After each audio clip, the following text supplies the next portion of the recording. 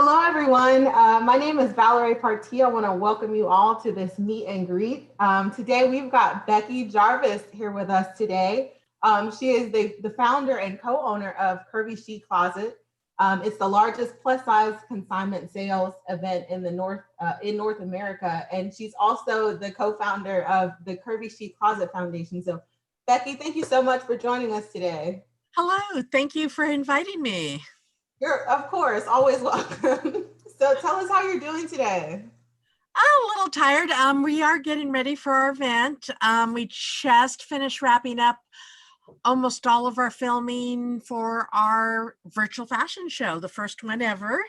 Oh, nice. Yes. And so we had everything planned for spring, and then COVID hit, and we had to reinvent everything from ground up again. Yeah. So can you tell me how that process has been, how you've thought about shifting things to being virtual versus the in-person shows that we're all familiar with? It's been challenging because even with the fashion show, there's that excitement, the models, there's a community. And then even after the fashion show, the models and staff a lot of times will go out for dinner, and it's just, you lose a little bit of that with the virtual. Yeah. And so we had about 10 designers. We lost a couple because of different corporation decisions. And so this round, we have 8 designers from the Pacific, mostly from the Pacific Northwest. And we ended up having to do individual filmings outdoors and basically pray that no rain came, because we're in the Pacific Northwest in Oregon, and it does rain during the summertime. We got lucky and we got no rain, but then the last filming, which was about a week and a half ago, we got fire and smoke. Yeah. It was so smoky that in our area, it had the worst air quality conditions in the whole world, even past India. And so we had to scramble to find an indoor location, which was difficult because of COVID. We were able to find a location, and I'm just thankful to be done with our filming. We have 35 models, as well as a production team of 4 photographers and then 2 production assistants. Oh, that's amazing. You really pulled that all together. Yes, yes. How is it? Are you okay with all the fires happening in Oregon? And We finally got rain this week, or in the last week, which caused some flooding in some areas, but we're thankful that we can breathe again. You really don't know until a natural disaster happens, where one doesn't think about it. It was to the point where we couldn't even go outside. We couldn't roll down our windows in the cars, all the windows in the house. A lot of asthma. It was very, I mean, you couldn't even see even a quarter of a mile, eighth of a mile. That's how bad the air quality was. wow. Well, we're glad you're safe and that your team is safe as well. That's great. Um, so fast forwarding, or I guess rewinding back a little bit to the beginning of the year, right as COVID was hitting, what did you and maybe businesses that you're familiar with in the beauty and fashion industry, how did you kind of pivot to be able to be flexible and navigate the unknown? Because each month something new comes up, or I definitely thought this would all be over by now. But I guess yeah. as a business owner, over the years, I've had a lot of emergencies during my event. I've had 2 deaths in the middle of the event. I've had my husband go to ER. And so you just kind of learn that you roll with it and hope that your team is able to handle any crisis that come up. And 1 year I had my event within 2 months, and my local fairgrounds called and said they were canceling all events because the building wasn't safe. Oh Yes, man. I sat down at my desk and cried because I had just ordered 10,000 postcards and they had just arrived the day before. Oh no. You just kind of have to pick yourself back up, and you also have to have faith in the people that are on your team, that they will be able to handle any crisis that comes up. So you just made me think of another question about team building, but I want to ask you a little bit about your background first. So what inspired you to get into this industry, start your foundation, put on all these great shows? So about 10 years ago, I would, when my son was younger, he was 6, 7 years old, I would go to the kids consignment event, pop-up events. And I guess one day I thought, well, why isn't there one for plus size women? I mean, we always buy for our kids and usually put ourselves on the back burner. Mhm. And back then there was one in Kansas that's no longer in existence. And I talked with her a little bit. And basically I got started and I wasn't prepared for the growth we had the first few years. Plus size women get excited about shopping. When you can go in one place and try all sorts of brands on, because it's hit and miss, whether it's Goodwill, local consignment shops, to be able to say, oh, I've never tried on anything by Eloquii. Let me try it on and see what it looks like, or City Chic. Right. Yeah. And then to be surrounded by other plus size women is very empowering. And so as I got started, every event kept growing to, we average anywhere from 150 to 200 consigners with 20,000 consigned items, Wow. which is any type of clothing plus size, scrubs, maternity plus, formals, capris, and then we do jewelry, purses, and shoes.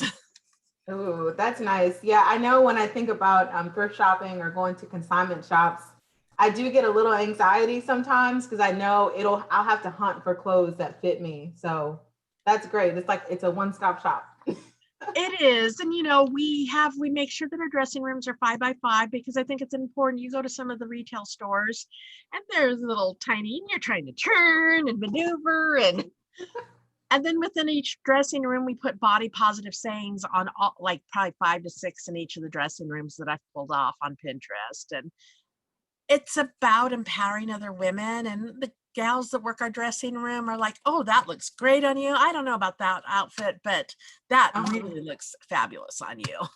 Oh, that's awesome. I might have to make a trip. um, so I earlier you mentioned team building and having the right people, surrounding you. So what are some things that you did to, make sure the folks working with you really had your best interest and that you all were building towards one goal? I guess I look back at what is it, 20 years ago, I used to work at the University of Oregon at the Multicultural Affairs Office. And I had great bosses and not so great bosses. And the ones that I really loved working for, they were always appreciative of what I did in my administrative role. And so I think, even though I don't have employees, I think it's always being appreciative of what people give and help with, Mhm. and seeing that without their help, I wouldn't be where I am today. And I forgot one little piece. 2 years ago, I started the foundation. Fashion show used to be under Curvy Chic Closet, but then I noticed something. It wasn't just a fashion show, it was more than a fashion show. It was something that was empowering the women, whether they were 12 years old or whether they were 64, 65. Many of the women that do our fashion show never thought they could ever be a model and walk down a runway. And so through that, I created the foundation, which allowed me to become a nonprofit and apply for different types of grants. In addition, it also allowed us to do scholarships for women to attend body positive events or small stipend. Wow.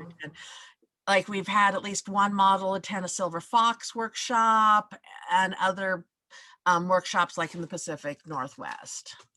Wow, that's amazing.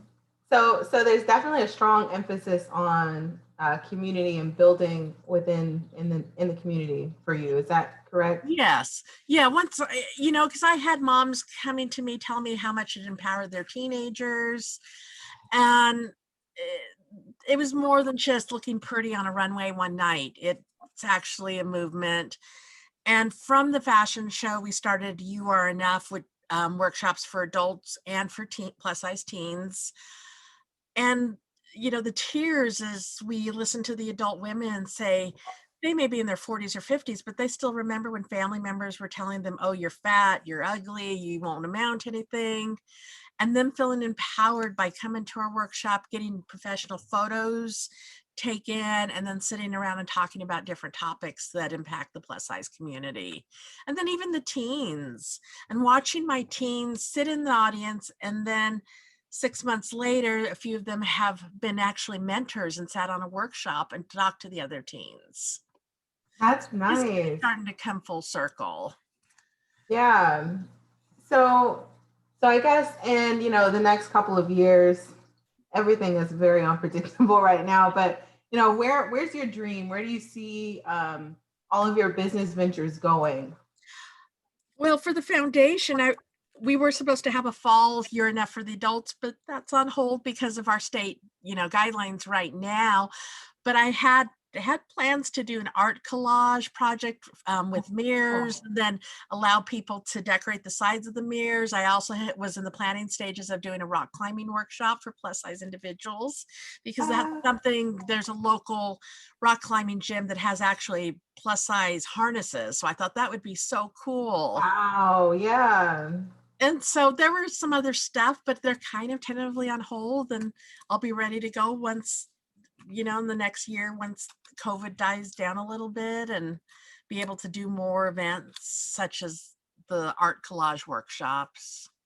That's a really incredible idea, actually. So what's your inspiration behind coming up with all these cool ideas? Is it just kind of sitting around and it pops in your head? Are you brainstorming with the team? Do you dream about it? Where does it come from? Art collage, because I'm an artist kind of sometimes, and so, and then Me too. one of my friends, originally we were just going to do like a collage board, and then a good friend of mine suggested a mirror. And I thought, well, that's brilliant, because then you could hang the mirror on the wall, and then the edges would have all the body positive sayings and things that would empower you when you look at that mirror. And so that was a great idea, just from a good friend of mine. That's awesome. So for maybe aspiring models, or even some of the nuggets of wisdom that maybe you shared during your positive body positivity empowerment sessions, what are some of the early nuggets, I guess, that you give to women who might be struggling with confidence in body positivity or body image issues? I would say that don't look at the media for what is defined as beauty. That is not true beauty. We have models 12 and 13 years old that are they're doing it to empower themselves. We've had, in the last year, I think we have about 10 models that are what would be considered silver fox, anywhere from 40 to 65 years old. We've had models with prosthetics. We've had models that are visually impaired, hearing impaired. Had a model walked with the walker, and she came down that runway and swung that walker to the side of her, and she did her pose, 5-second pose for the photographers. That's And awesome. so all of these women have been told, no, you can't do this, but yes, you can, because we're about everyday individuals. Plus, we also feature big and tall men as well in our fashion show. Oh, that's awesome. So maybe don't not turn to the media, but definitely find media sources that cater to you, right? Yes. Yes. Yeah. So I know I asked you what your I guess bigger goals are maybe in the next 5 years or so. But is there a dream, if it were in Times Square, or somewhere out in a huge market, and your name was attached to it, what would that look like? What would that be? Would love to have a billboard like Queen Size Magazine in Times Square. That was amazing. That was really cool. It was. I would say that the foundation is a little more gets to the point where, as a nonprofit, and I have other friends in body positive, plus size, it's constant. What do I want to say? Trying to make sure that we have funding to sustain, to keep sustainable, because we're not about children, we're not about animals, the warm and fuzzy. We're talking about plus size individuals, fat individuals, curvy individuals, and that sometimes is not something people want to donate to. Yeah. And So I would hope that it'd be a little bit, I'm not having to chase grants and funding constantly. I mean, I do, but it's kind of a roll of the dice when you apply for a grant. You might have 1 in 10 chance. In the last couple of years, I've applied for 10 grants and maybe I've gotten 4 grants. That's pretty good. Yes. Yeah. No, and I'm happy about that. It's just, I'm not a grant writer. It's something I've had to learn how to do. Yeah. So have you done any collaborations with other nonprofits? How have you tied in your vision with maybe some of your other broader community activities? I have collaborated a little bit with Fashionable and Thick. Dee Moore is the founder of that nonprofit. We always bounce ideas back. She's based in Texas. And then locally, for our event side of it, we work with a local food pantry and gather toiletry donations. And then we work with a nonprofit called Gun Home Ministries that takes our donations of our clothing at the end of it for any of the sellers that donate. And she works to help veterans in our community. We have probably donated in the last 10 years, I would easily say 25,000 to 30,000 pounds of clothing. Wow. Wait, did you say pounds? Yes. 20,000 pounds? Probably closer to 25 to 30,000 pounds of clothing. That's incredible.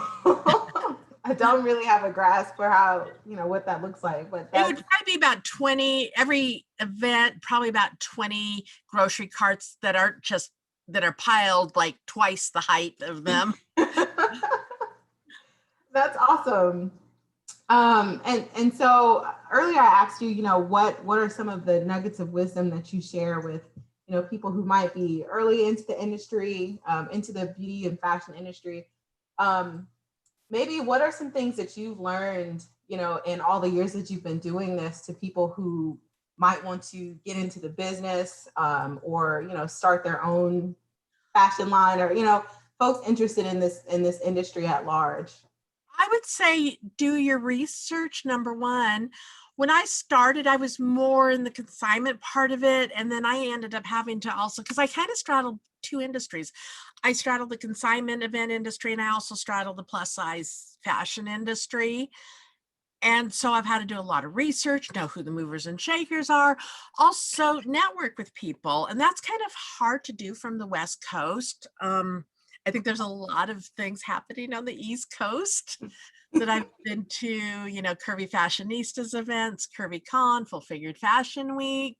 Those are all great events. And it was amazing to meet a lot of people at those different events that are in the fashion industry. Mm-hmm. So you'd say networking and kind of, doing your research and networking. Yes. Yes. Okay, that's awesome. I want to check in super quick to see if we have any questions from the YouTube channel. Give her a second. In the meantime, can you tell me how maybe you and your family have been adjusting during this 6-ish month Corona quarantine-ish situation? Pretty much have been staying home until recently. Oregon has pretty strict guidelines as far as masks are required at all indoor venues, and then even outdoors, masks are required unless you cannot maintain 6, if you can maintain 6 feet or more. Right. But for the most part, a lot of our activities have been canceled. Parks are closed. I think the biggest thing was just the fire a week and a half ago and the smoke. Right. Okay. Well, I'm glad y'all are okay then. It's been a little strange here. I've been living and working from home by myself for 6 months. Definitely a strange period of time. But I have my health and my family safe, so that's good. And I guess I didn't think about the working from home because I've always worked, my husband runs a computer company and I've always worked from home. So that part of it wasn't really that much of a change. And my kiddo that's in high school, he pretty much keeps to himself and does his video games and schoolwork. And that's a nice balance. It sounds like you struck. Yeah. So yeah, I'm laughing because it's just like I hear people say, oh, working from home and this and that. No, it's been weird. I do miss my coworkers and, even going to fashion shows and being able to interact with other models in the industry. 2020 has been an incredible year. Yeah. I Yeah. mean, I could tell even when we did our filmings, our models were so excited to see each other. We had our masks on and until the filming, and then they would take it off and get their filming done with the videographer. Right. That's awesome. So a couple more questions. If people want to donate to your foundation, if they want to find out more information, where should they go? They can go to our website, www.ccc.foundation, or we're also on Curvy Chic Closet Foundation on Facebook. Okay. And we are partnered with Kroger's, aka Fred Meyer's, as a community. If you put in for their community giving program, as well as Amazon Smile. Oh, that's awesome. And so if people want to shop and find clothing or find information on your next event, where would they go for that? It would be on our website, www.curvychiccloset.com. Next event, our event coming up is October 1st through the 4th. And then after that, it'll be late April, early May. Our fashion show, which we're still selling tickets for, is October 3rd at 7 p.m. It is Pacific Standard Time, but if there's night owls on the East Coast, we'd love you to join. That's a perfect time. We're all still up. Hi, Becky. I have a question. Okay. Do you ever intend to take your show on the road outside of your hometown? And I'm sure you got that question a million times already. Yes, I would love to consult with other people across the country to be able to do a similar event. To take it out of town would be very difficult because I spent about 3 to 4 months marketing it to plus size individuals. I'm the type of gal that I'll be at Costco, and if I see a plus size gal, I'll whip out that postcard and hand it to her, or I'll be at the post office. And so it would be very difficult because we spend a week and a half setting up. We have a 20-foot trailer, and it takes us several days to set up all of our racks. But I would love to do consulting in other parts of the country. I'm working with a gal right now in Seattle who's thinking about starting a similar type event. That would be awesome. If you venture down to Atlanta, really anywhere on the East Coast, let me know. Tawana, did you have any more questions? No, I feel like I'm calling in. This is so weird. Oh, you know what? Let me just show my face. Hey guys. So I was just hiding in the background. So no, that was my question, and that was something that I have been meaning to ask you, Becky, for the longest time. So I guess you're open to consulting. So let's just say me, not me, but me. This is one of those, for my asking for my friend questions. If I wanted to do, a show here, pretty much doing the same thing that you do. So I would consult with you and say, hey, I want to bring your show here. Can I do that? Like, you would be open to doing something like that? I'm open to showing you the ropes to be able to do that. Yes. Now, I'm not saying I'm doing it because I have enough. I'm just saying if somebody else wanted to do it, because I think, what you're doing is pretty unique, and you don't see that everywhere. I mean, there's other people that's probably doing it. I'm not saying that you're the only one. Yeah, and I mean, I can tell you with our show that we get people from Seattle that will drive 4 hours to our event. We get people from Eastern Oregon that will drive 3 or 4 hours to our event, that twice a year, because of that need. I can tell you $100 will go far at our event with clothing. Wow. And usually on Sunday is discount day. If the sellers want to discount 50%, you can find tops for $3. You can find Lane Bryant blue jeans for $5 or $6. So, okay, wait. Now that you said that, so since your show is virtual, are people going to be able to shop? Ooh, that's a good question. The actual event, the consignment part is not virtual, just the fashion show. Oh man. But Oh, but man. I can tell you, you have a few friends that have been our MC, such as Farah Estrella and Marcy Cruz. And both of them didn't believe me when I told them when they flew out to Portland to leave space in their luggage. And Marcy was scheduled to come out and do a workshop for spring. And she said this time when she was coming out, she was bringing an extra empty suitcase. I believe it. I believe it. And your sizing is from what size to what It's size? 14 extra large to size 6X, 5X.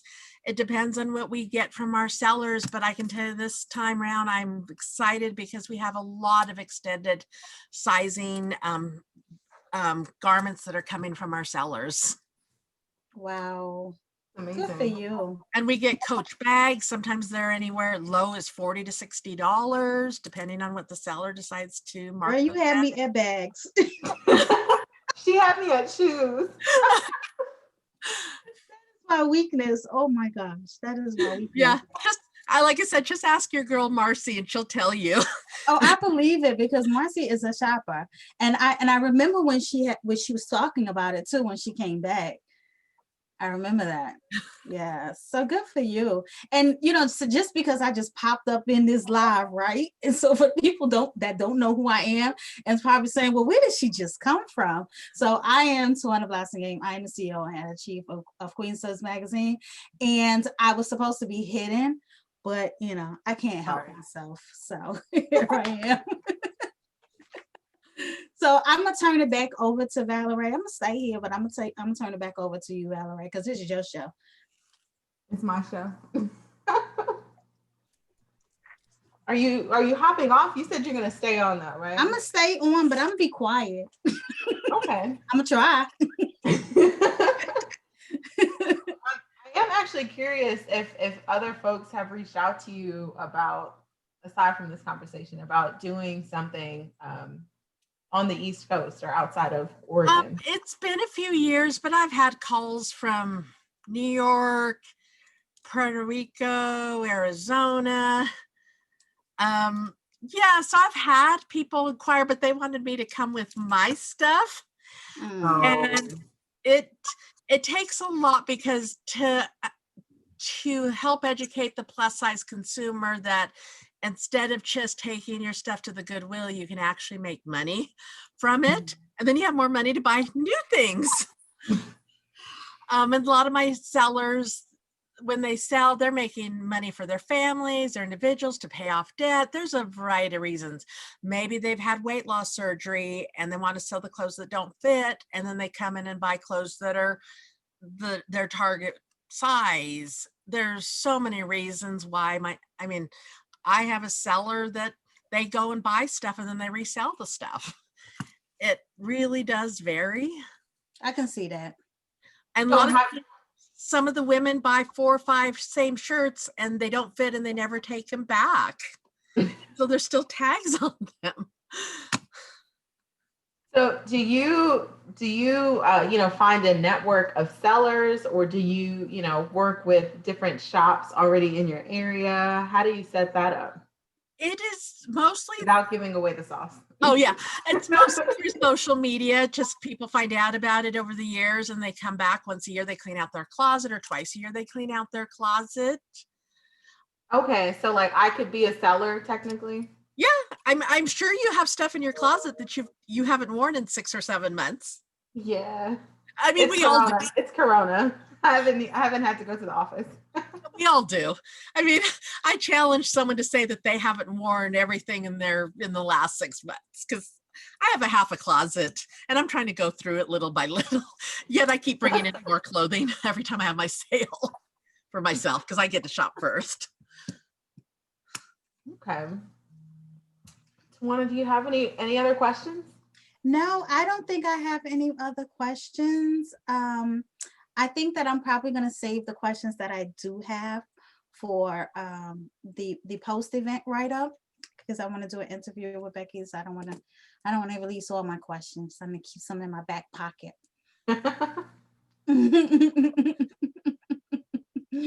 So, I mean, so if there are no other questions, Becky, is there anything that you want to add before we let you go? Just would love to see people attend our first virtual fashion show on October 3rd, 7 p.m. Ticket links are listed on our social media. And we'll definitely put your links in the description in the video so people can support as well. And thank you. I appreciate you, Becky. I was so excited when I first met you because I knew of you before I met you at Full Figure Fashion Week. And when I saw you, it was like, oh my God, that's Becky. I have a question for you, Tawana. Did you go buy your billboard and then take a picture of yourself in front of it? You know what? I did not because when I was supposed to do it, because I scheduled a day to do it, I'm still one of those people, I'm not comfortable going outside and being around people. So I had scheduled myself to go like wee hours in the morning when there was really nobody outside, because it is Times Square after all.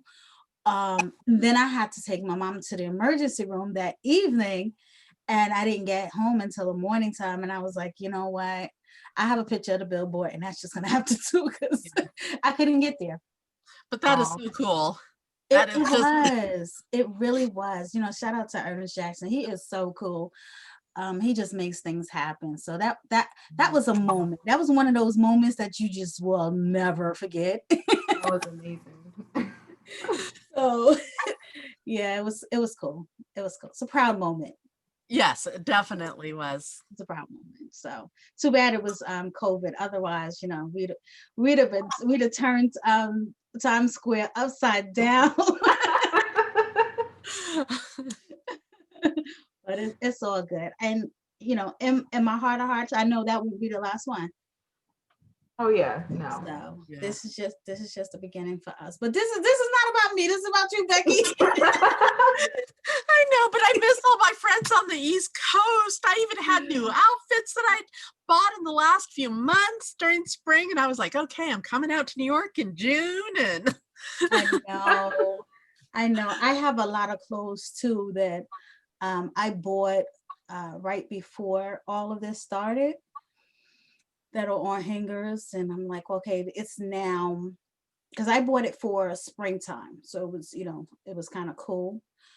And now I'm wearing them now that the weather is changing.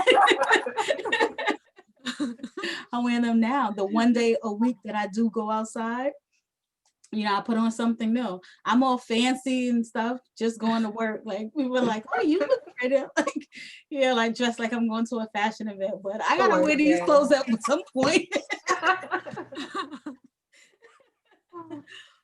But it's all good. But in any case, Valerie, this is your show. This is FaceTime with the Face. Let me tell you, I came up with this name. This is my name. Your show, my name. And so this is one thing. Marco made this our MC for our fashion show. Really? Yes. Oh, now that is going to be fun. Now this is the portion that we're gonna get to see, right? Yes. Oh, this is going to be fun. This is going to be fun. Listen, if you guys don't know who Marco Mays is, if you was not attending before, you got to attend now, because Marco is hilarious. He is. I've watched some of his video segments already, and I'm like laughing. And that is so dope. That is so dope.